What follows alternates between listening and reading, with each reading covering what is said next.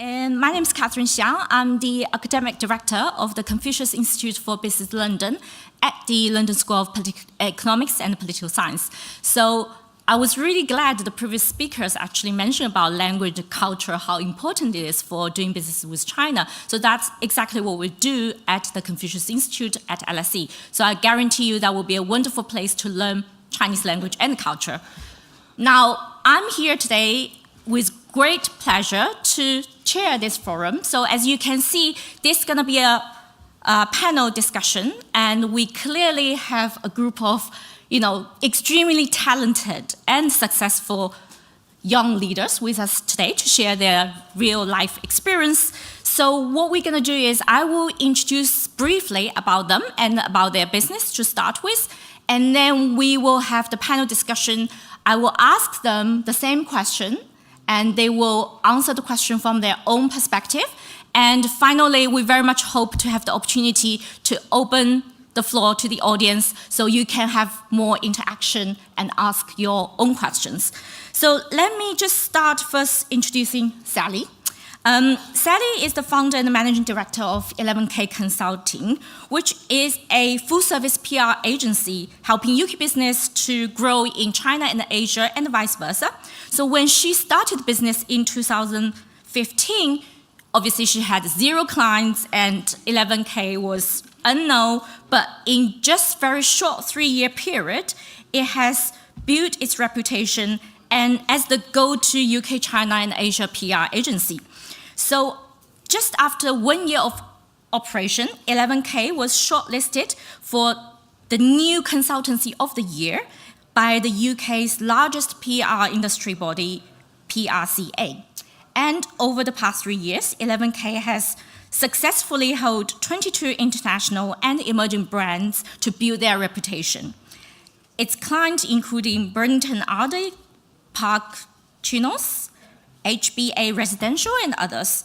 So one last thing Sally would like to share, besides running her business, she's also mother of 20 months, not years, young old son that keep her busy running both family and work and business.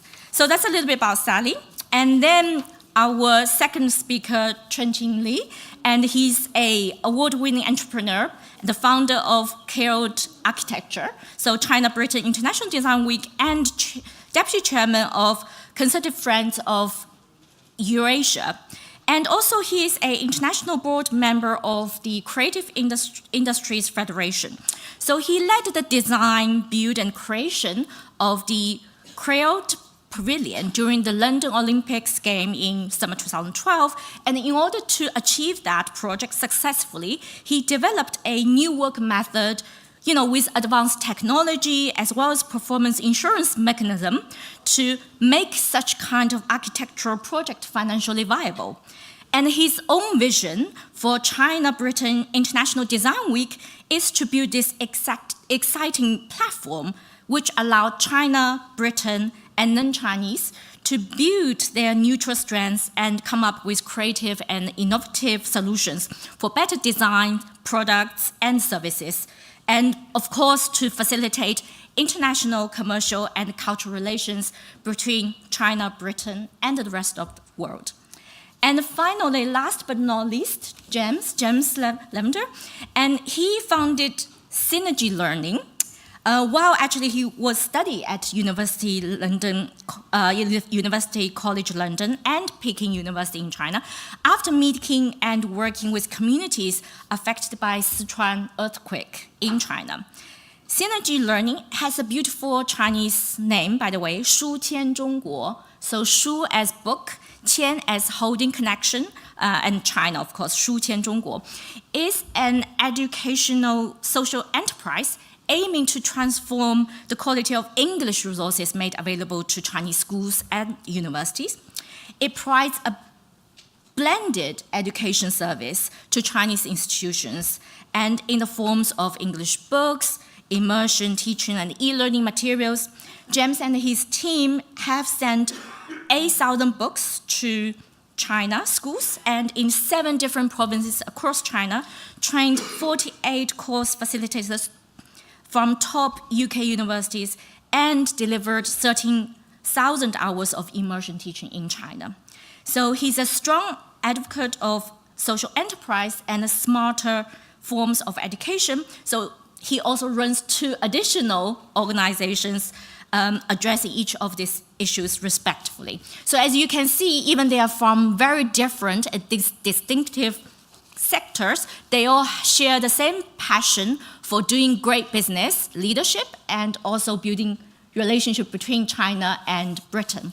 So I'm gonna move to join them. So I'm gonna kick off, ask the first question. So we all heard just a little bit about their successful story, but what has actually inspired each of you to your current business, and what has been your proudest moment so far? So if Sally, if you would like to kick off. Yeah. I haven't tested this mic. Yes. Good morning, everyone. Can I ask you all to do me a favor? Can you please all stand up, including speakers on the panel? No excuse. So can I ask you all to say hello, your name, and shake hands with the person standing next to you?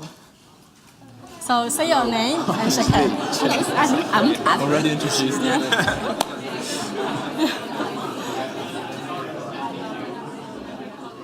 Now, can I ask you to all sit down?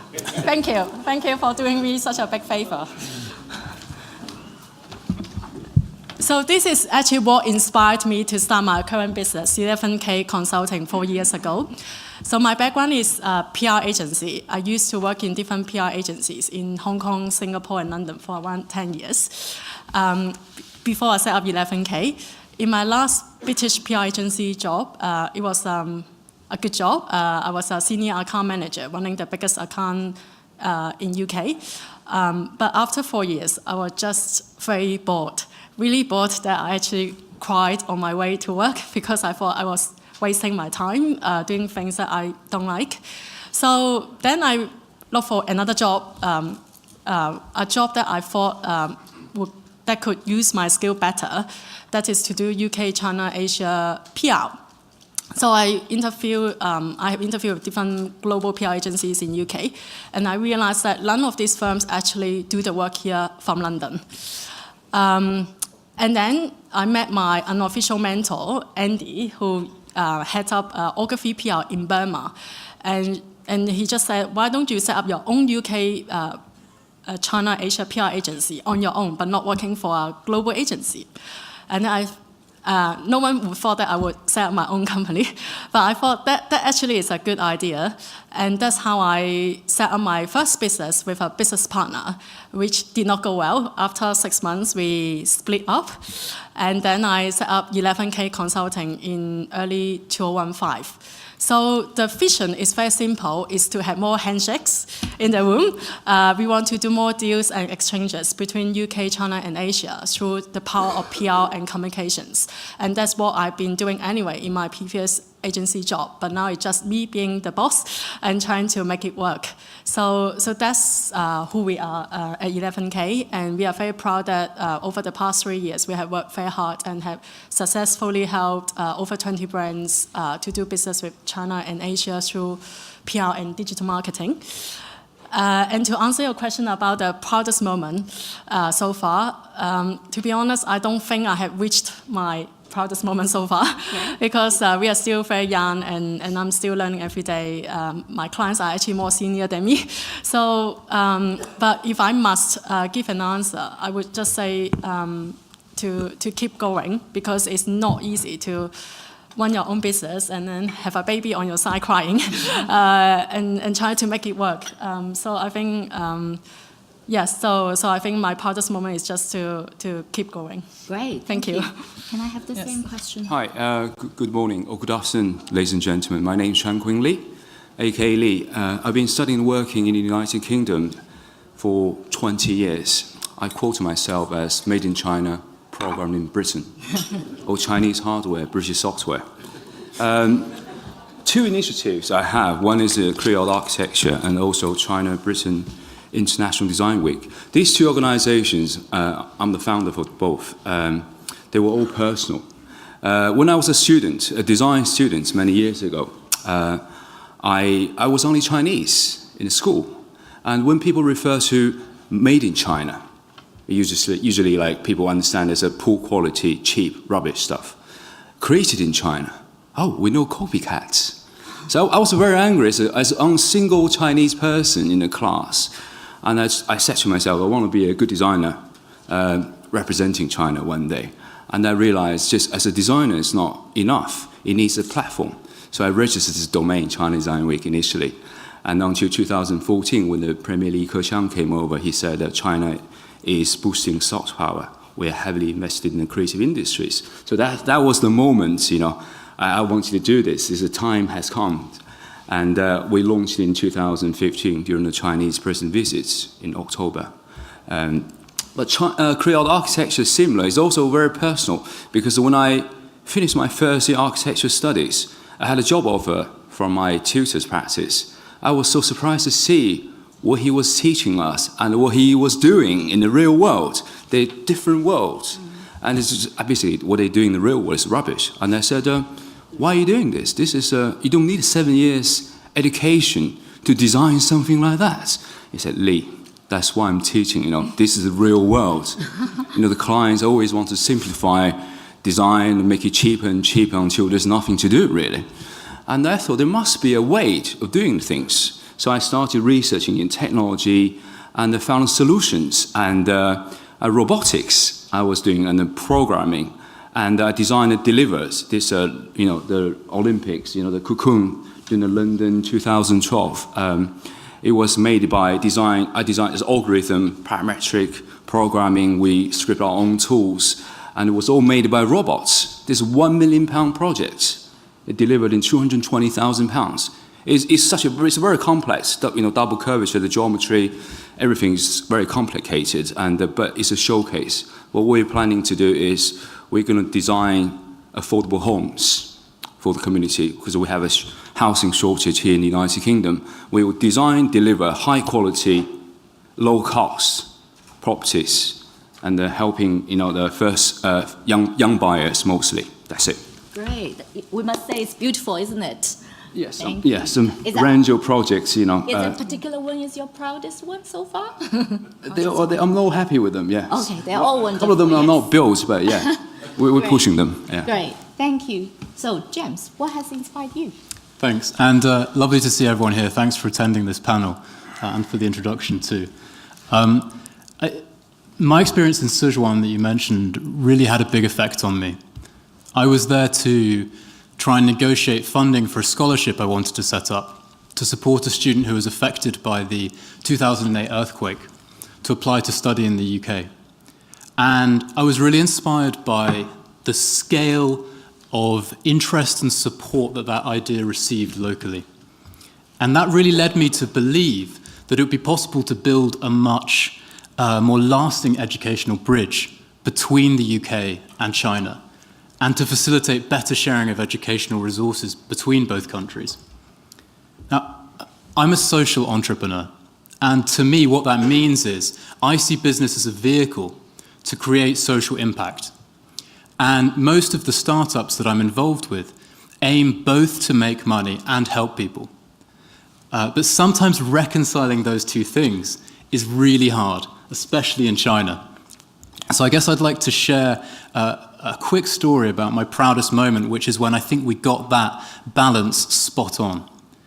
We were, a couple of years ago, struggling to find local school partners to run our immersion teaching programs with, English teaching, in a particular part of China. And we were looking around this area, and we noticed that lots of students were going into local coffee and cake shops that were owned by a local company. And there was this kind of burgeoning cafe culture emerging for young people. And we thought, wouldn't it be awesome if a young person who goes into a coffee shop could also get an English course when they buy their coffee? And that it would be a great sort of business proposition for the business who was selling those coffees to say to their customers, would you also like to attend an English course? So we propositioned this company, would you like to partner up with us and sell an English course to some of your best customers? And they replied and said, we love that idea. But the catch was, they only wanted us to provide the English program to their wealthiest clients In other words, the families who were doing big birthday parties and things like that tended to buy cakes and coffees on a large scale. And, that was fine for us, but we were missing the social impact part of the equation. So we went back to the company and we said, we're happy to do that, but what we also want to do is run a second week. And we'd like to provide the same course again, but to the children of some of your top factory workers and office workers, many of whom came from relatively underprivileged backgrounds and who could speak next to no English.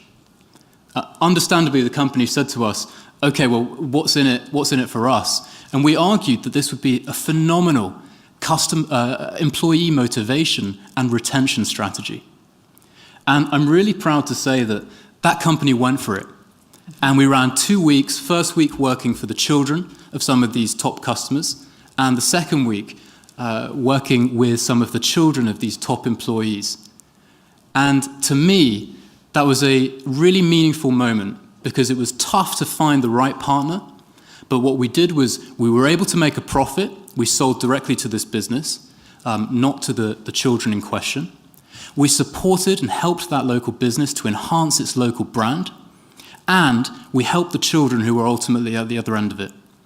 So it achieved both profit and impact, and we managed to reconcile those two things in an effective business partnership. I think that's my most proud moment to date. Great. Thank you, guys. It's all very inspiring. I think for the audience here today, obviously you're all interested in doing business with China to one extent to the other. So my second question was I wanted to ask our panelists, so what are your top tips, actually, in terms of doing business with China? So, and James, would you like to actually start? Because you work really actively in China, don't you? Sure, yeah. I'm actually going out again next Friday with some of my colleagues who are actually in the second row there, if anyone wants to speak to them later. To the entrepreneurs in the room, could you raise your hand if you're an entrepreneur? Great. And how many of you are interested in working in China but are not yet working in China? Okay, great. Quite a few people. Okay, what I want to say is that social enterprise is a nascent concept in China. But I think there are incredible opportunities to partner up with local government to help it fulfill its local development agenda and basically try and reinvent the relationship between business and society and forge new kinds of public-private partnerships. Doing that unlocks, to me, I think, huge opportunities in areas like education, where we're focused, but also healthcare, financial technology, other big areas. So I think that social enterprise has a huge amount of potential as a model for working alongside local government in China. That's tip number one. Tip number two is a bit more practical. The word agility came up earlier, and I'd like to underline the importance of that, both in a practical sense.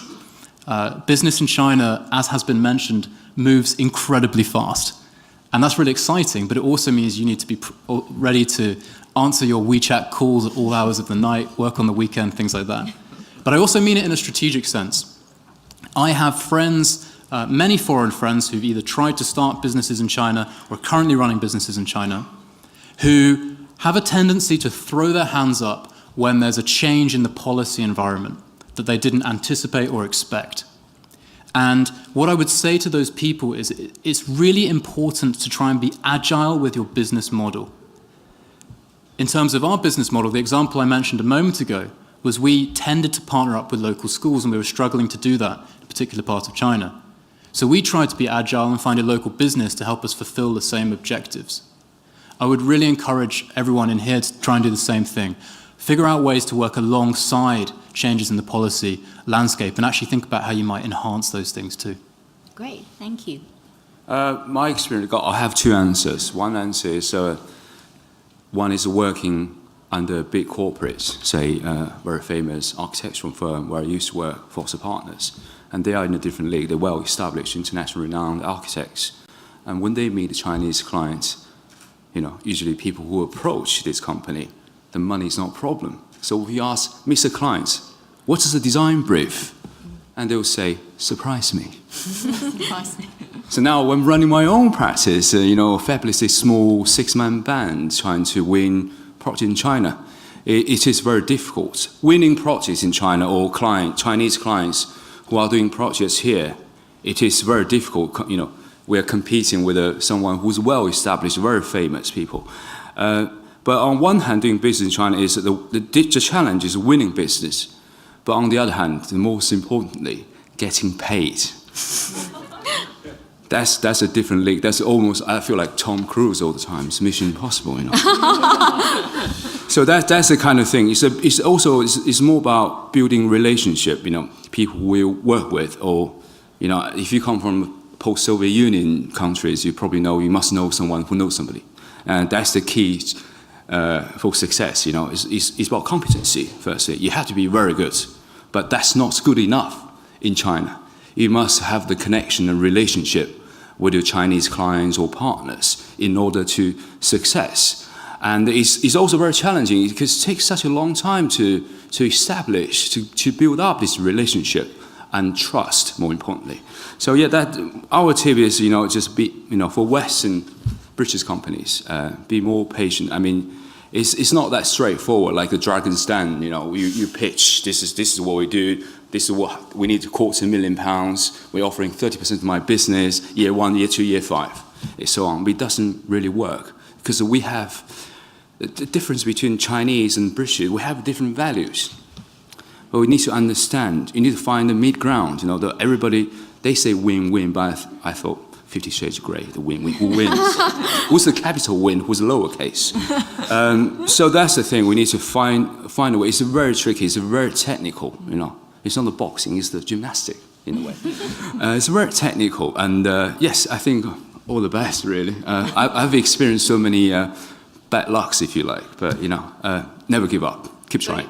Great. Yes, thank you for sharing. I totally agree with both James and Lee's comments. And I'm sure a lot of you have worked with Chinese people, or you are Chinese yourself, working with Chinese people as well. So there are different angles to answer this question, and I would like to answer this question from a new business development perspective, based on my own experience running my own business, trying to get Chinese clients, and also trying to work with Chinese people for my Western clients. So I'm from Hong Kong. In Hong Kong, we have a local slang called 講心不講金, meaning let's talk about heart, don't talk about gold or money in that sense. That's my only tip for doing business with China and the wider Asian people. If you want to do business with us, the first step is that don't talk about gold, don't talk about money. Be nice, be really helpful, do lots of favors, don't ask your returns, and money will follow. And that's worked really well for my own business. When I set up my company 4 years ago, I had 0 client. So what I do is that I do lots of favors to other people and show people what I know, what I can do, who I know. And clients come. So I then got my biggest client, Bernd Narke, who is still with us for 4 years now. And then all our clients today are all through recommendations. We never pitch go for tender. And we managed to survive and grow the business, helping 22 brands over the last 3 years. So that's my own secret.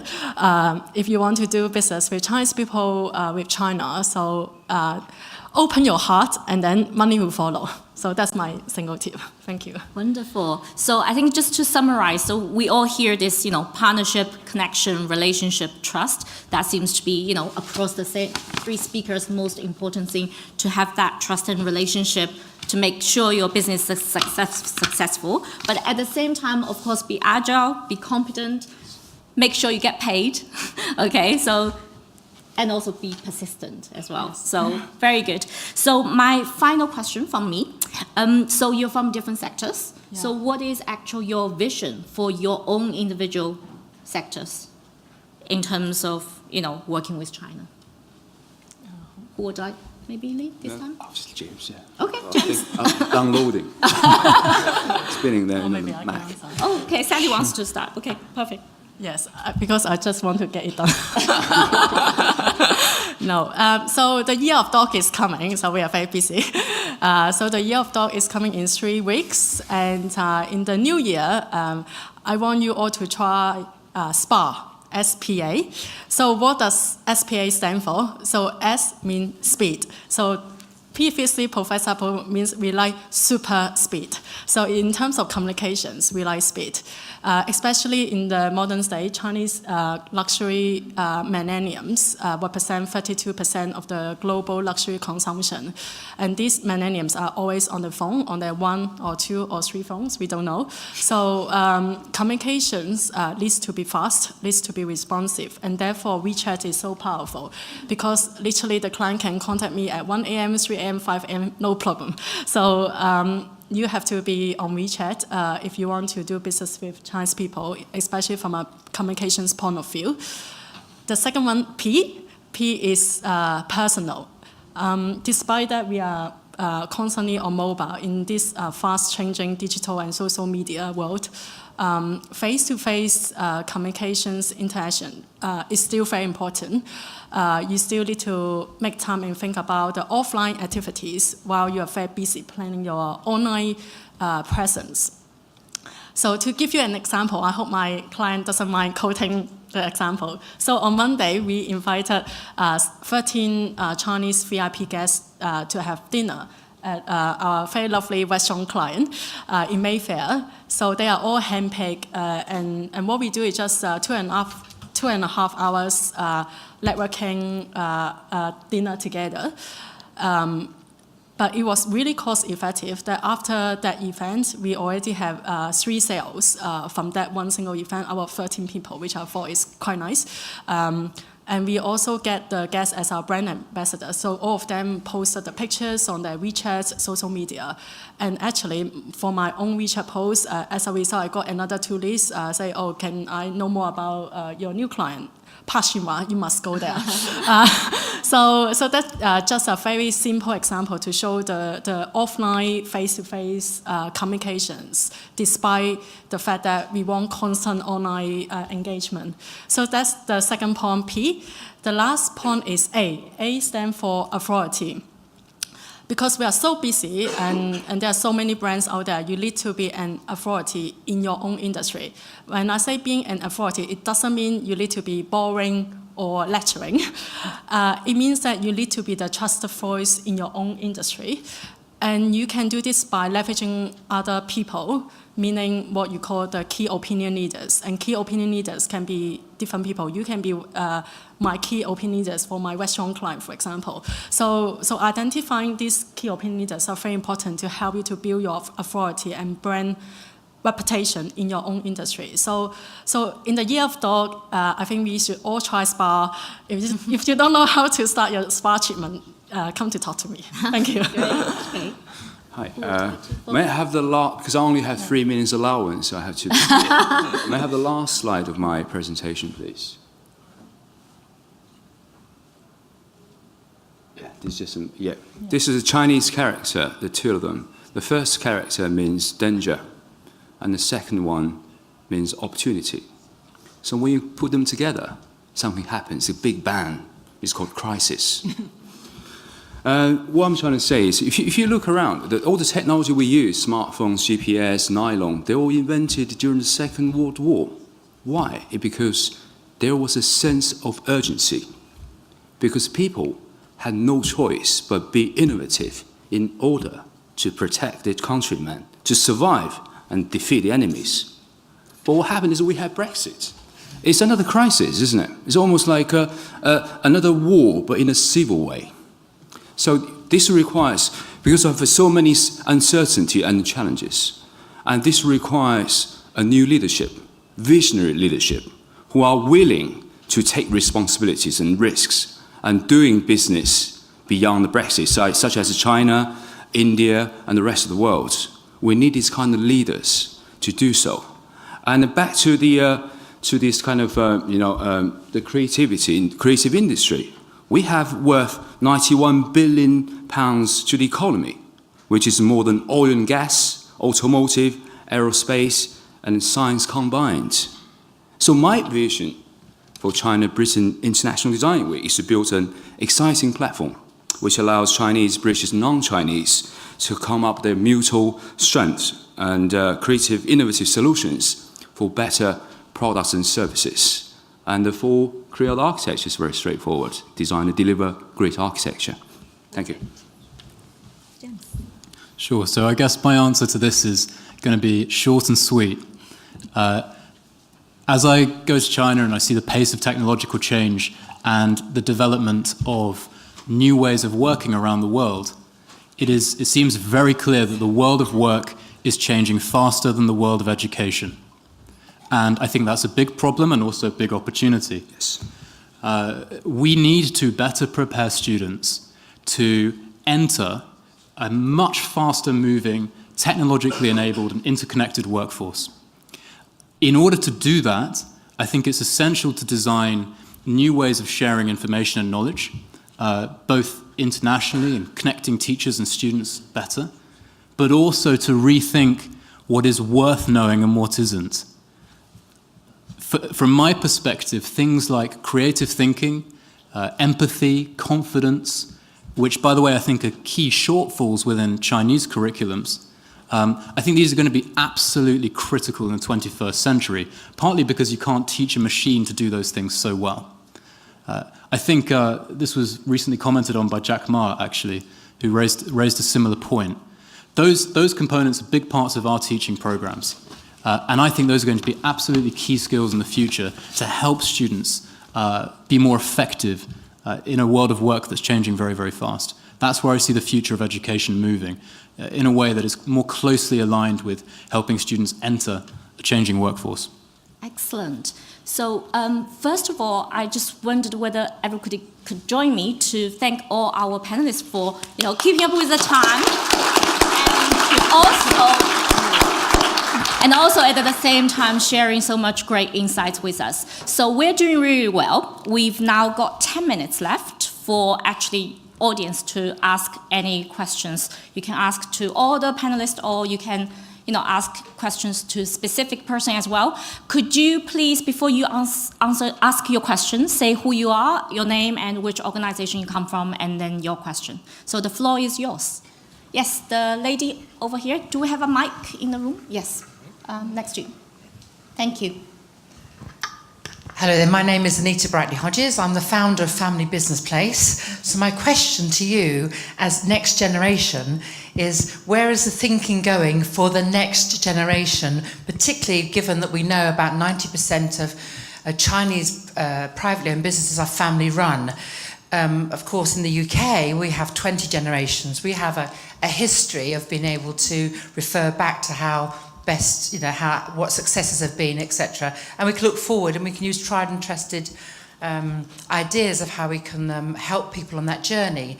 And we know that only 30% make it from generation 1 to generation 2, and only 12% only make it from generation 2 to generation 3. So my question to you, given that there's a 70% failure rate, what is the current thinking about family business succession planning in China? Family business you're focusing on. Okay, can I take one more question at the same time? Do we have next? Oh, there's a question over there as well. Okay, Eric. 2 questions at a time. So yeah, it's okay? Yeah, sure. Yeah. Thank you. Good afternoon. My name is Eric Manu. I said to start it, I'll ask a question today, and I'm going to ask this question. Social media, WeChat is huge, Weibo is huge. How do you leverage this to attract clients? To find clients. To find. Okay. To find clients, yes. Okay, thank you. So we've got 2 questions. One is the family business in China, how you see the new generation. The second one is social media, how do you use that to find clients? So who would like to answer first? I have to say I don't know much about family offices. So business, family business in family Chinese context. Yeah. Does anyone want to? I can answer the second question. Okay, maybe you can start with the. I'll download something. Okay. Okay, Sally, if you address the second question to start with. Yes. So basically, how to use Chinese social media to generate sales, find clients. Yes. So it depends on which industry you are at. So for some of our clients, we don't actually recommend them to be on Weibo. For some clients, we don't recommend them on WeChat. I will explain a bit more. So for example, for our client Burton Arcade, they have very limited budget and they can only do one thing. And we recommend them to do WeChat, but not Weibo. And the reason being that because of the brand, that Burton Arcade, if you know, is a luxury shopping arcade next to Royal Academy of Art. So we are very premium. Royal family go there to buy jewelry. So we are targeting really the ultra high net worth individuals who may not constantly on Weibo looking for information and tips. And we really want to build this closed community on WeChat whereby people can trust us and come to us for information. And therefore, we recommend them doing WeChat marketing for 4 years now, and it has been successful. They do see 37% increase in footfall into Burton Arcade based on tax refunds, and WeChat is one of the core elements to that. But if you are wanting more high-end street brands like fashion, then I would say you start with Weibo, because Weibo you need to, it's like Twitter. It's very fast and you need to feed in information constantly. Then for those kind of businesses, then Weibo is the answer. Then it's a way to get your messages out, to promote your brands. So depending on your business, you do different things on China social media, and you also speak to them in different languages. And back to your point, how to generate sales. I think the first point is to get your content right, because if your content is not there, people won't trust you, don't trust that you are a credible brand. And then you then do different social media campaign to support your sales. So the very first step is actually to be really strategic in thinking which channel you should use for your brand, and then decide what is your tone of voice and your long-term strategy to reach out to your target audience. So I don't know if I have answered your question in some way. Yeah, I'd like to jump in. Just a general point from a sort of someone who had to move into the China market and wasn't originally familiar with it. I think in the Western world, we have this concept of having a wide network. And although I'm all in favor of that, I think it's much more helpful in China to have the kind of approach of trying to build a deep network, which connects a little bit back to the family point. WeChat is an incredible tool to stay continually connected with the people who you think are going to make things happen for you. And the people who are kind of able to drive and support your business in important ways. And I mean continually connected. If you use WeChat, you'll know there's a feature. It's got social media built into it. And as I'm sure Sally can speak more about, you need to be very strategic about what you put on there and how you position yourself to some of those key people. But I think the communication that goes around WeChat is equally important.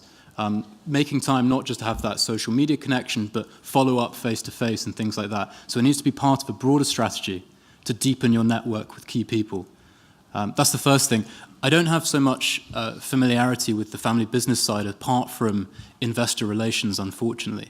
But brief follow-up would just be to comment that I think if you understand the culture of family business in China and how important it is, you can also represent your organization as being very friendly and aligned with family business and the kind of sustainability and perpetuity that those businesses are trying to establish.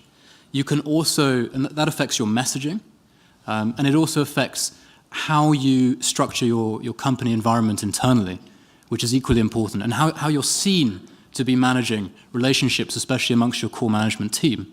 So I just, as I say, I don't know if that's particularly relevant, but a quick follow-up on that. Is there anything Lee, you want to add? For us in AEC, we call Architecture, Engineering, Construction District. Our role is mostly very old school, one good job leads to another.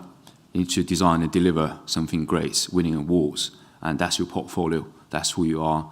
Social media, it is almost in the secondary because we're more reserved in this sector. We don't really advertise on television, hire us as an architect or with the contractor, the best contractor in the country. Yes, so social media, it is important. We do use WeChat. As James said, we keep connected with a range of potential clients. And because of the Chinese mindset and culture is they must know you well, then business happen. Rather than just the drag down pitch is just we're great, we did this and that. It doesn't mean much to them if they don't know, if they don't believe, if they don't trust you enough. So I think, yeah, there's two things. Social media is important. Also, the physical connections and long-term physical, hardworking connections as well. Yes, that's what I say. Great. I'm mindful of time because I know we already started a little bit late. There will be lunchtime as well as a drink reception towards the end. So there will be plenty of opportunity for you guys to actually have more networking opportunity and ask more questions. So can everybody join me one more time to thank our wonderful speakers?